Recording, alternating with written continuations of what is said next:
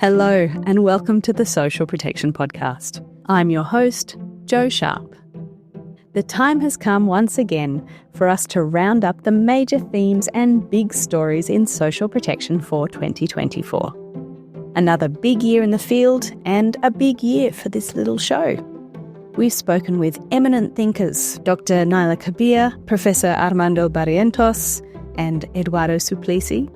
We've covered everything from gender transformative social protection to social registries and the gig economy. And of course, the role of social protection in addressing climate change has been on everyone's minds this year. So let's get into it. With me to look back on 2024, I'm delighted to welcome Dr. Keetie Roelen, who is Senior Research Fellow in Poverty and Social Protection at the Centre for the Study of Global Development at the Open University in the UK. Welcome to our annual Year in Review episode, Keetie. Thank you, Jo. Great to be with you. So once again, we're rounding up the key themes and developments of the year in the field of social protection. For me, something that really stood out this year, I think it's fair to say that 2024 was the year that the role of social protection in responding to climate change really came into focus, with the ILO's World Social Protection Report being one very significant climate-focused publication, but a lot more discussion and ideas coalescing around how social protection can be used in this space. On this show, we've ended up publishing several episodes this year where we've looked at all of the different ways social protection can contribute to mitigation, adaptation, and the just transition. But I would say that responding to climate change has been top of mind for most guests, and that's really ramped up this year. Keetie, what for you are the most important or maybe the most interesting aspects of the conversation that we're having now about how social protection can help us respond to climate change? Well, thank you for that question, Jo. And first off, I should say that I speak about this as a relative outside space of climate change and social protection. So I'm an observer rather than actively taking part in those conversations. But maybe that makes it interesting to reflect on what are some of the shifts and focuses in that conversation at the moment. And a few things have stood out for me. The first one is the change in narrative. And I think over the past few years, apart from climate change really climbing to the top of the agenda, as you've just pointed out, I think the conversations have opened up much more towards the social justice side. And I think that's really important. And that also brings me to a second point that I found quite interesting, the link between talking about just transitions and how that links to climate funding or climate finance. So, of course, this links to the Loss and Damage Fund that was established 2 years ago at COP27 and how those funds are used. The financing discussion has this justice element to it. But what I also find intriguing that it's a very pragmatic or strategic component to that conversation with social protection scholars, policymakers, activists, really thinking about how to tap into available financing to scale and grow social protection systems, especially in contexts where there's still too little coverage. And so I was struck by a policy brief, for example, by the IDOS Research Institute in Bonn in Germany. I published a few years ago now, but it was called The Untapped Potential of Global Climate Funds for Investing in Social Protection, and some very practical suggestions for how to leverage these funds by really integrating risks related to climate change and how they impact people's livelihoods in doing an assessment for the need for social protection, for example. And then I would like to make a third point as well, which is that we often talk about the role of social protection in responding to climate change in quite a benevolent way. So it's a good thing to do to help vulnerable populations and communities. But I think we also need to be realistic about this and nuance the conversation, certainly in contexts where there is a lot of environmental injustice and degradation. My colleague Thais de Carvalho at the Open University is doing really interesting work around social protection and poverty amongst indigenous communities, in her case in Amazonia and Latin America, and looked at how, in the work she's done on child-sensitive social protection, a framing of child poverty as an intergenerational problem sort of allows for glossing over the fact that a lot of poverty amongst families and amongst children now is also the result of natural resources being chipped away in the communities that they live. There's a suggestion that the environmental side is possibly not that important. And if we give cash transfers, or in this case, conditional cash transfers, then that will help solve the problem. So I really appreciate that work because I think it helps to nuance the debates and also keeps us on our toes when we think about the role of social protection, and also critical in terms of what it does and doesn't do. Yeah, it's an interesting point, and it puts me in mind of some of the conversations we've had about the kinds of social insurance programs that are actually about protecting the environment by, say, compensating fisher people or people who are using forest resources so that they're using those resources more sustainably. There seems to be increasing interest in some of these programs, sometimes in the name of climate mitigation as well. But of course, it's not normally those people, the small-scale fishers or Indigenous people, that are driving the environmental degradation, that in fact are also impacting their lives and livelihoods as well. And I guess critical not to obscure the role big companies or government policies also play. While we're talking about climate change, back in May, I was also struck by my guest from BRAC, Bangladesh, Polash Das, talking about how climate pressures are causing BRAC to rethink their flagship ultra-poor graduation approach, as it's known, which is an influential cash plus kind of approach that has been emulated in a number of countries.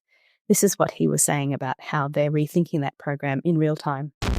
As you rightly mentioned, within graduation approach, it is too much household focused, and we try to understand or address the risk associated within households. But the moment we talk about energy security, health related issues, or livelihoods related issues, and considering internal migration, and so that goes beyond household. So the whole question is about the current graduation approach. Is it creating or giving a big push enough, or the big push is enough to get them out of poverty and keep them there? Is it sustainable? The second aspect is that what Anna also mentioned, the diversification of livelihoods is already inbuilt within the graduation approach. But we are now considering what sort of skills we are going to provide them if they even migrate internally from rural area to one of the largest urban area. The third is that cash transfer is fantastic, but cash transfer will not work if we don't have a central system wherever the person goes, if the state is not ready to track them. I mean, these people, they cannot go back to their rural areas or the villages or their hometown to claim those supports in the system. So you have to have a system in place which will categorically address this mobility. Keetie, I chose that clip because it's such a powerful example of how people are needing to fundamentally rethink programs in the era of climate change. But I understand that you've also been looking at cash plus approaches in Bangladesh recently. Can you tell us a little bit about the program that you've been working on there? That was an intervention that was implemented in Dhaka in Bangladesh. It was part of an SCO, so the Foreign Commonwealth and Development Office in the UK, funded project, a part of the Clarissa Consortium, which was led by the Institute of Development Studies in the UK, and implemented certainly the social protection piece with the partner Terazom in Bangladesh. And what we did is we implemented a Cash Plus program over a period of 27 months. And we really put the plus front and center. And what was most innovative was that we were being both universal as well as unconditional in an open-ended and emergent form. So what does it mean? Well, we implemented a Cash Plus program in a low-income neighborhood in Dhaka, and we involved the whole community. So both the cash as well as the plus components were available to everybody in that community. And in terms of the plus, we worked with 20 community mobilizers who were in the community for the period of 27 months to work with families and individuals on their needs as they identified them, which is the open-ended and emergent piece. So rather than coming in with a manual or a standard set of messages, we were entirely open to what was going to happen. So what did people want to do with that project, and how did that surprise you?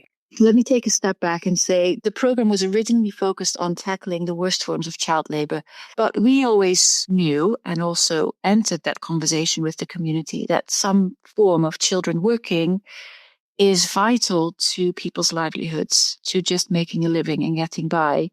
And the situation was such that there was a lot of very dirty, dangerous work around in the area that we need to convince people that children should no longer work in those conditions, no matter what, is unrealistic and I would say wrong for various reasons. So instead of doing that, we wanted to ask, well, we know that there's a lot of difficult decisions that go into sending children to work in those places or having children decide for themselves if that's what they want to do.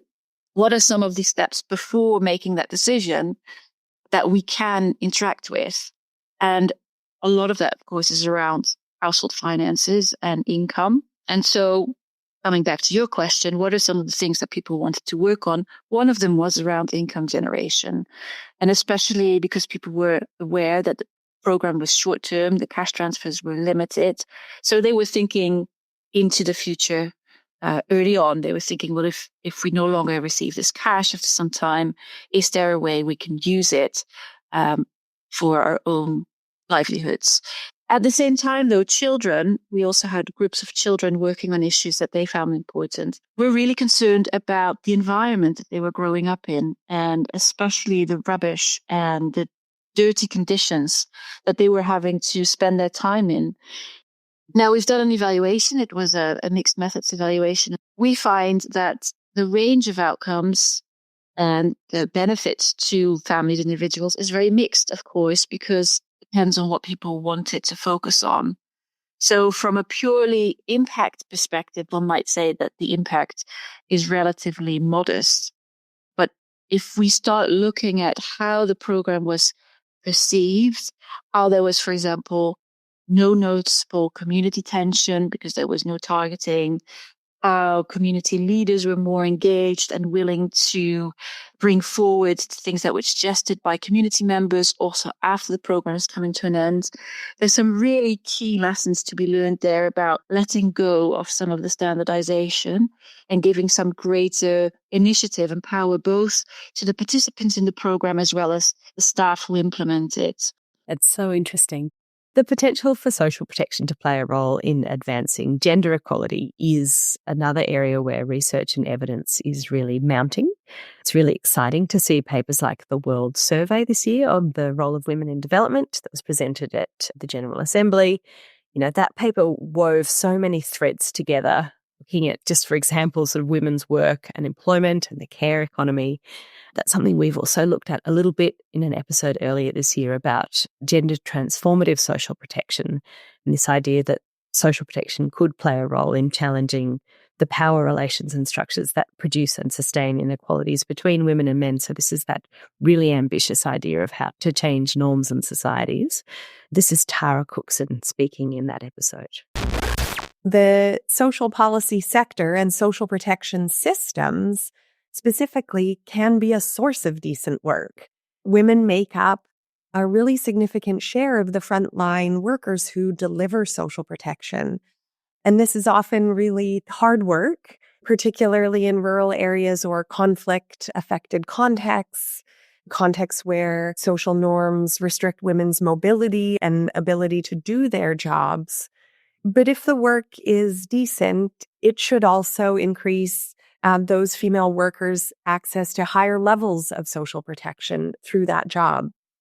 And I think the recent sort of emerging conversations around the care economy and care systems are really interesting, particularly when they're thinking about those sectors as engines of job growth and engines of the availability of decent work and decent employment through care jobs, which are also green jobs. So that fits really nicely into these discussions about the just transition. Keetie, what do you see as being the most exciting developments for gender responsive and inclusive social protection this year? I think there's been quite a few exciting developments. As you say, that UN Women report is really an extensive and encompassing summary of how social protection can be gender responsive and what still needs to happen. First of all, I think we've really moved the conversation forward from looking at design aspects and also conceptualizing the design of inclusive or gender responsive social protection towards thinking about how it's delivered and implemented. And we get to see how that plays out in reality.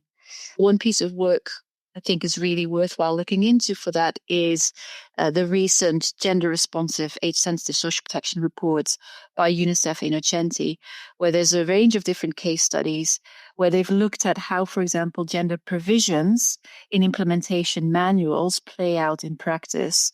And Maria Kus has published an article in the Ideas Bulletin, which I'll come back to, where she looks at how provisions in Ethiopia's productive safety net program actually play out in practice. And she finds that in practice, there's still a lot of gaps. So it might be down on paper, but not working out in practice. And then, of course, the next question is, well, why is that the case?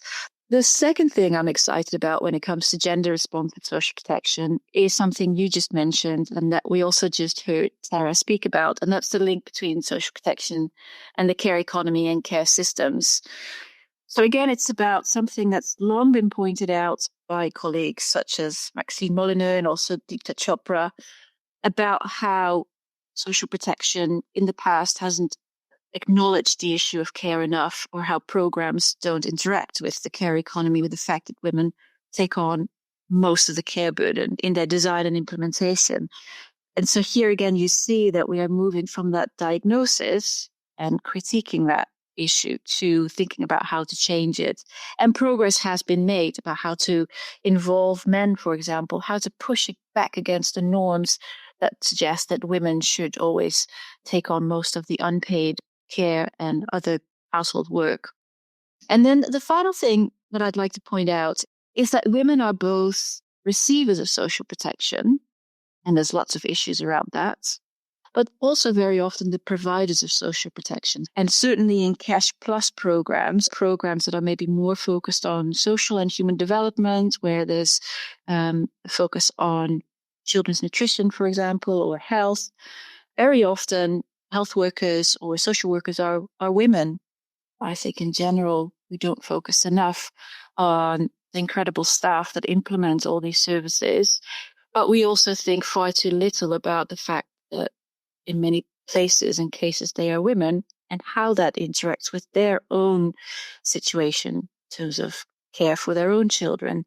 How much money are they paid to provide that care, for example, or what are the working conditions so that they can combine it with their work together with their partners or in their family and community setting. I saw that pointed out in the UN Women reports, and I think that's another next step in the conversation around gender responsive social protection that allows us to move on that really helpful spectrum, I find, from gender blind to gender transformative social protection, and see a shift in how we do things together.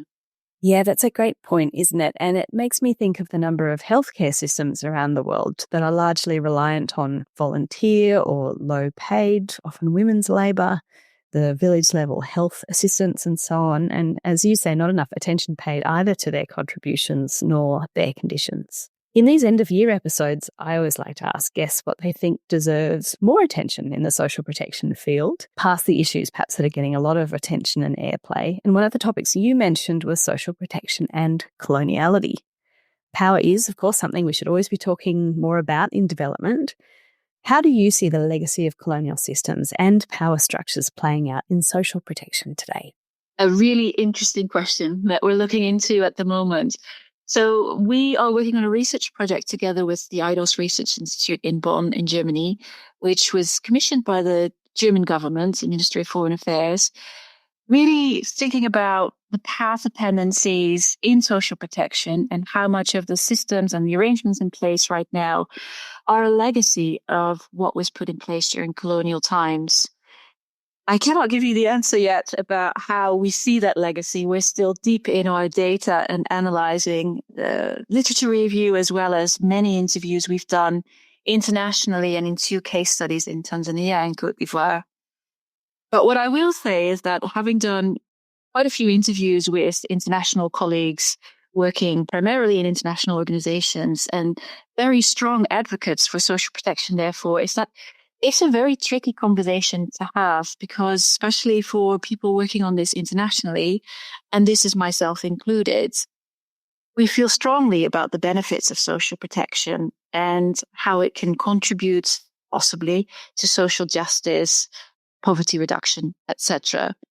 At the same time, many of us and many colleagues are aware that a lot of what we promote is developed in Western global North settings. Added to that is that many also work for international organizations with very specific mandates. And we all know that different organizations push for different models and different approaches. So there's competition going on there as well. And there is unease about that, especially when framed in the thinking on coloniality, and is that a continuation of the power imbalance that has a very long history. And we then also need to think about, well, what do we do next? So it's not just a diagnosis of how did we end up where we are right now and to what extent is that part of the colonial legacy, but also, well, if we see that it has been and we find that uneasy and we find the current dynamic uncomfortable and not the way it's supposed to be, how can we create more country ownership? Does that mean international organizations should step back altogether, for example? That's the next conversation to have. I don't think that we will be coming to that conclusion in our reports, but it will certainly open that conversation and, again, more of a critical dialogue than I think we're having at the moment. Yeah, it is really interesting, isn't it? And as you say, hard to avoid the conclusion that coloniality has pervaded the way we think about social protection, just as it has in so many other spheres. But what that means for Northern experts and the role international institutions play in sharing lessons and setting standards and targets and adjudicating best practice is these are real questions. What else would you like to see gain more attention if you think about things that have been coming up for you this year? Well, let me use this opportunity to pitch my forthcoming book. By all means. Thank you. I find something very important about social protection is this human interaction, the human face. And so my forthcoming book is called The Empathy Fix and Why Poverty Persists and How to Change It. And a lot of that comes back to this discussion about the human elements of the ways in which we try to tackle poverty, but before that also how we understand poverty. And so in this book, which is a non-academic, non-fiction book, so it's written for a wide audience, to hopefully open this discussion to many more, not just academics or policy wonks like ourselves. A lot of the discussion is about what poverty does and means in everyday life for people, and then linking it to how so many of our welfare, but also some of the social protection policies actually don't work or can do quite a bit of harm. And it's particularly focused on the behavioralist and individualistic turn in a lot of policies where we, for example, use nudges to help people to show the right behavior, if you will, or if we implement their aspirations, they will work harder to do more better things. But the risk of all of that is that we place all the responsibility of reducing poverty with individuals and families themselves. They're very strong socio-emotional effects, but it also allows us who are not at the sharp end of disadvantage to point a finger and say, well, they received support and now they're not living up to that. So it's really their own fault. So it creates this reinforcing negative cycle that really keeps people into poverty and allows those who are not into poverty to sit back and pat themselves on the back for the support they've given and feel quite good about themselves. The empathy element of all this is that I think if we understand better what the dynamics are playing into poverty, how the way we engage with people in poverty and a lot of the programs and support is set up doesn't provide the constructive and supportive supports, then we can try and shift some of these negative dynamics. And that is really about everybody's own input. So the book really taps into people's individual empathy and their own actions they can take. So it's very much a diagnosis of the problem, but also a call to action. So a very positive and also, I would say, constructive end to the book with giving very practical ideas of how people can get engaged. Thank you. That's absolutely fascinating. And it is really interesting to consider, I guess, what drives that disconnection between, as you say, people who aren't at the sharper end of disadvantage and people who are. We recently ran an episode about social registries, which I find fascinating because on the one hand, they're just these very technocratic tools. It's a database. It's a list of people that, can be eligible for social protection programs. But behind those, of course, there's a lot of political thinking or ideology around deservingness and how those systems should work. And so it was a really useful reminder in that episode to hear my guests talk about, they're not just widgets, they're actually part of systems that need to be serving people and vulnerable people at that. And I wanted to pick up on that point because we had Naila Kabir on also recently saying something similar. She came on to talk about that World Survey of the role of women in development, which we mentioned earlier. And here's what she had to say about ensuring that human face is very present as we're thinking through these systems. What I think this whole report does is by reminding us that there are people involved in these delivery systems. We have to imbue the whole system with an awareness that you are dealing with people, and many of them are amongst the most marginalized, whose everyday lives depend on how well they can cope with crisis, how well they can prosper, look after their children. But I think the report makes one other additional point. And that is the way that social protection is delivered, the terms of respect, the obvious effort at inclusiveness are very important in shaping relationships between states and their citizens. The field worker on the ground is the government in person. This is who a poor marginalized woman or an informal sector worker, this is their experience of the government. It should not just be being inspected or taxed, etc. It should also be being recognized as entitled to sharing in the prosperity of a nation, sharing in the possibilities for improvement and so on. I very much agree with Naila's comment, and I think it's a very important point to make in relation to social protection. And I just mentioned my book, and I also talk about when it comes to sharing in the prosperity of the nation, as Naila mentioned it, we also have to recognize that we have incredible double standards. So on the one hand, Naila points out that we need to think about social protection and its interaction with citizens is a form of how people engage with governments, and that we need to understand how this experience works for those who are maybe more disadvantaged or vulnerable and in need of this support. But everybody interacts with government, and whilst a lot of what people in poverty have to deal with can be quite negative and often is done negatively on purpose, so they don't ask for support if they don't really need it. On the other end, we see that many who are better off in many countries have access to support in very positive ways. So, for example, in many European countries, you can get subsidies for insulating your home or buying an electric car, anything that we can do to be more climate friendly. We were talking about climate justice earlier, but the fact of the matter is that people who are on better incomes have more access to money from the government in more positive ways than those on the lower end of the income distribution. So it's not just thinking about how people who receive social protection can have a more positive interaction with government, because that's part of the social contract.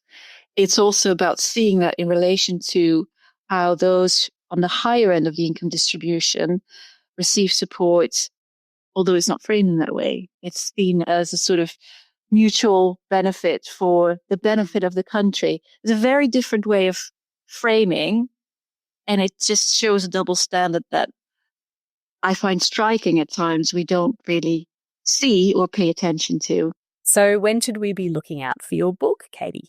Publication date is the 30th of January 25, so a few more months.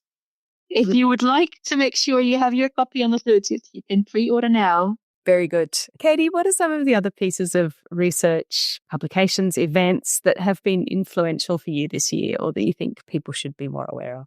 always difficult to choose because there's a lot happening in the social protection world, and you know this better than anybody else, Joe. But let me pick out a few choices. The first is another partial self-promotion, which is the new IDS bulletin called Reimagining Social Protection. So this follows the conference that we did in September 2023, hard to believe more than a year ago now, where we focused on 3 topics, which is the politics of social protection in crises, and also inclusive social protection and innovation as part of that. And this bulletin is a highlight of conversations that we think are important having, but also put some things on the agenda that we think more about. So innovation, I think, is a case in point. We've spoken about this in terms of the use of technology and digital tools. But one article that's in there is also about rethinking targeting and self-targeting, for example, and the use of an app whereby women do repetitive tasks as a form of public works in India. So some really new ideas that I think are interesting to read about. So do pick up the bulletin online. It's all open access, which is always a benefit of the IDS bulletins. I'm really glad you mentioned the IDS bulletin. It also has a number of really great pieces on social protection in crisis settings and, of course, ongoing conflict, complex and protracted humanitarian emergencies in places like Gaza, Ukraine, Myanmar, and other places. Sadly, another defining feature of 2024 and likely into 2025 as well. Just to highlight 2 articles in particular, I was really interested to read the piece on protracted crises in the Arab region, which looks at efforts to drive coordination and integration across the humanitarian development and peace nexus. There's also another very tantalizing article by, I think the pronunciation is Ang Niang, and apologies if I have got that wrong, describing the way local community groups linked to local governments have played an increasingly prominent and essential role in developing localised social protection schemes. And the contract then that's forming between people and local governments. It would be difficult, unfortunately, to have this episode without touching on conflict, and certainly something that I think, as we're increasingly talking about shock responsive social protection this year, have seen a really increasing focus, including through efforts like BASIC and STAR, to be looking at some of those issues in that protracted conflict and crisis setting where the problems aren't going away. I think you had a couple of other resources that you were keen to highlight as well. In terms of my other picks, the second one is on financing social protection. So this is a recent publication. It's a special issue in Global Social Policy, the journal, and it's a special issue that's co-edited by colleagues in the Open University, Nicola Yates, Rosa Lambin, and Nabila Idris. And they've put together a fantastic set of articles on financing social protection, and specifically financing universal social protection. It brings together scholars that look at different ways of financing interventions and systems, and also feeds into the G20 conversation this month. Obviously, it's an ongoing conversation, and it's one that requires creative thinking about where to receive the money and also how to convince those who hold the money of the importance of social protection. And there's some really good pointers in the various articles that are collected in that special issue. Keetie, thank you so much for this really wonderful and rich discussion. Let me wrap up by asking you perhaps my favourite question, which is about your New Year's resolutions for 2025 for the social protection sector. Thank you, Jo. It's an interesting question. It's a hard question as well, but reflecting on this, my resolution for the next year would be around building bridges. And this is informed partly by the work I'm doing on social protection and coloniality at the moment, and interviews with people in the field who hold different opinions, but all strive towards social justice. And also inspired by one of your episodes this year, which was with representatives from the ILO and the World Bank. So Shara Razavi from the ILO and Ifat Sharif from the World Bank. 2 organizations with different approaches to social protection. But I thought that episode was really inspiring because despite those 2 approaches being different in focus, there is overlap, and there are ways in which to work together that doesn't create the competition and tension that we sometimes do see in social protection world, especially at country level. So my resolution for the next year is to continue building those bridges across approaches. And also in looking across geographies, we still very often talk about the global south or global north divide, or even if we don't talk about it, they play out in how we think about social protection in these different contexts. I think there are very important lessons to learn across. And I would certainly like to see more of a conversation of how we could do that without diminishing, of course, the context-specific realities and important aspects in each of those. So yes, more conversation across different actors with different opinions and seeing where the world is right now. I think we need more of that. On that positive and hopeful note, Dr. Keetie Roelen, thank you so much for joining me on the Social Protection Podcast today. And thank you so much for having me. It's an honor to do the 2024 review with you.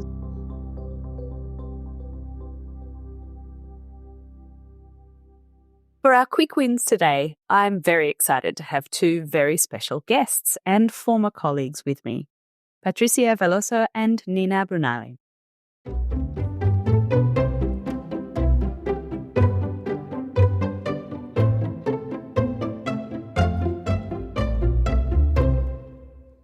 They were the driving force behind the creation of the Social Protection Podcast, and without their dedication, we wouldn't be here talking to you today. Patricia, now a Knowledge Management Officer at UNICEF HQ in New York, and Nina, a Growth and Engagement Officer at the Global Landscapes Forum, took our podcast from an idea to a reality back in the day when they were working for socialprotection.org.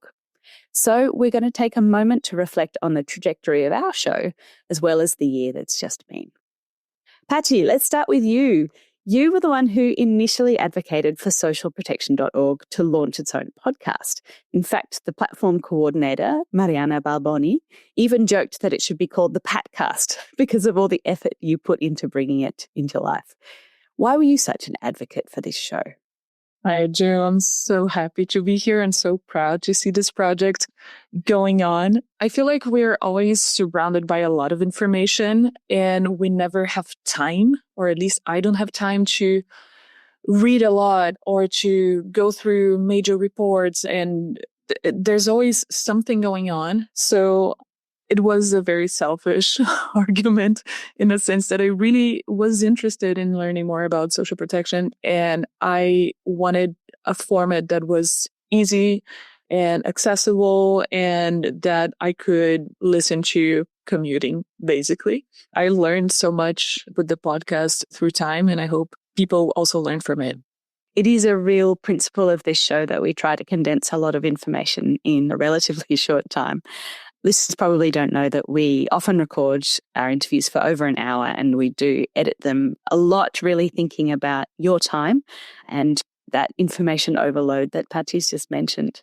Nina, we've come a long way in almost 4 years. It'll be 4 years next March that we've been making this show. We've hosted special series on COVID-19 back in those days, covered hot topics like targeting, financing, climate change, universal basic income. We featured voices and experts from international organisations, governments and civil society, and always with an eye, or I guess an ear in this case, to hearing from experts in low and middle income countries. What do you think of the way the podcast has evolved, and where do you think we should be going for our next year? Thank you, Joe. It's really great to be here with you and Pachi again. So I think the podcast has grown so much, and you can see that in terms of numbers of listeners, but also kind of the variety of interesting topics that you've been covering and the depth as well. And it's just amazing to see, especially as, I don't know if the listeners know this, but the podcast is produced by a small team of just multi-talented people who put this together so amazingly. About where we should go, I think I can only say selfishly the episodes that I would like to hear. I mean, I'd be very interested in the side of the social protection recipients. So what are their thoughts and feelings about the programs that they have access to?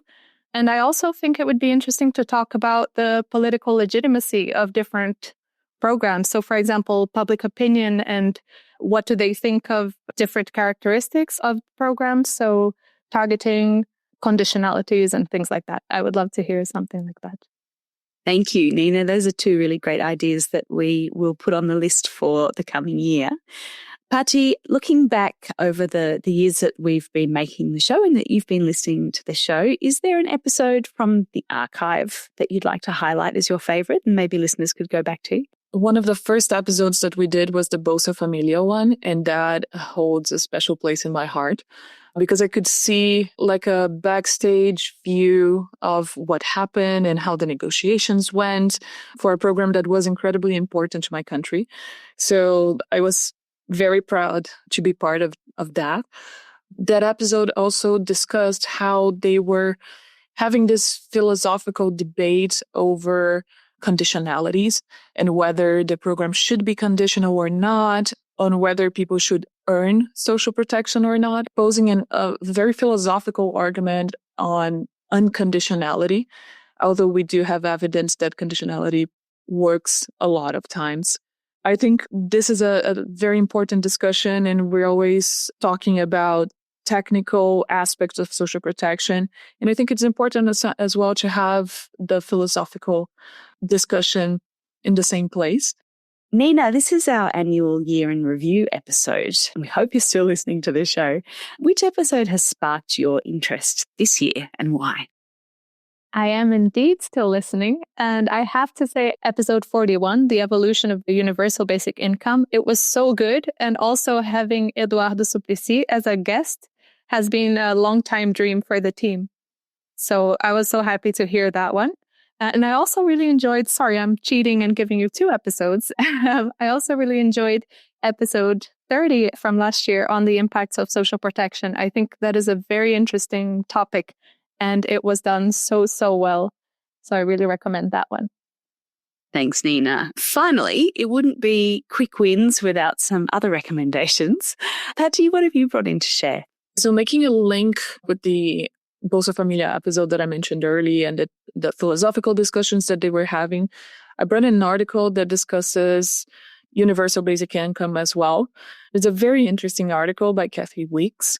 And she brings this Marxist feminist view to argue that basic income helps recognize unpaid labor, reduce economic dependence. And I think it's very thought-provoking. It's fairly quick to read, especially for an article. It's very quick to read, so I highly recommend it. I'm really glad you drew out those themes that do come through the UBI debate.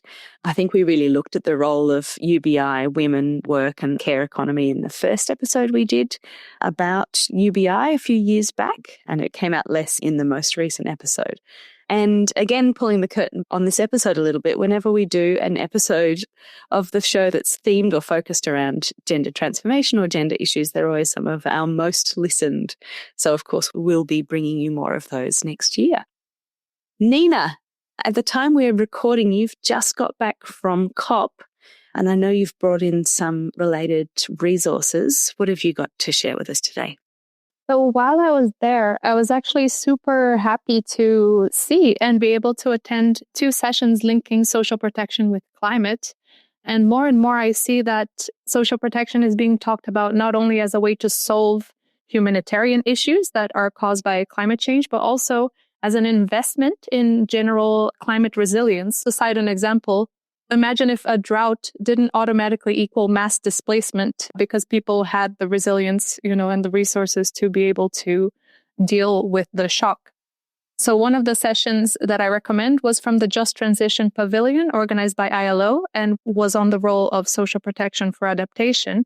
And the other link that I want to share is the recording of the session organized by the World Bank and UNICEF on mobilizing climate finance for social protection.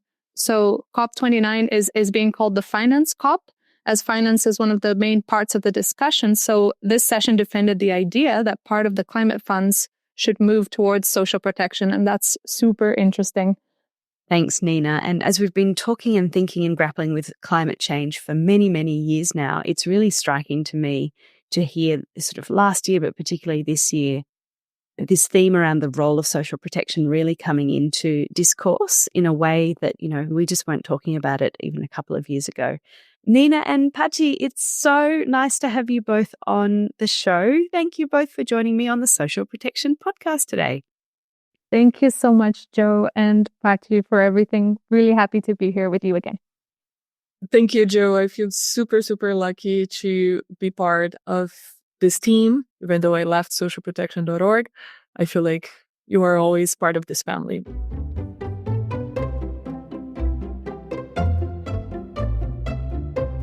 Before we end the show for the year, some final words from the team here at socialprotection.org that made this podcast possible in 2024. I'm João Pedro Bregolin-Gitz. I'm a research associate at sp.org. Hello, everyone. My name is Fabiana Polen, and I'm the knowledge management coordinator for events, podcasts, and webinars at socialprotection.org.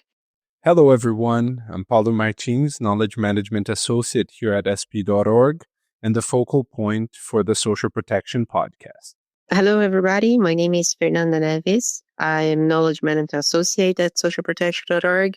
Happy holiday seasons. Hi, everyone. My name is Paula. I'm a knowledge management associate here on socialprotection.org. Thank you so much for following us for another year, and I'll see you next week. Thank you also to Mariana Balboni, socialprotection.org coordinator, and Marina Carvalho, project manager. From our communications team who gave our show a new look this year, Lidiana Ferreira, Flavia Faria, Priscilla Minari, and Vittoria Lobo. Carolina Venturelli does our final edit and mix. And thank you for listening to the Social Protection Podcast. We will be back next year. Happy holidays. See you then.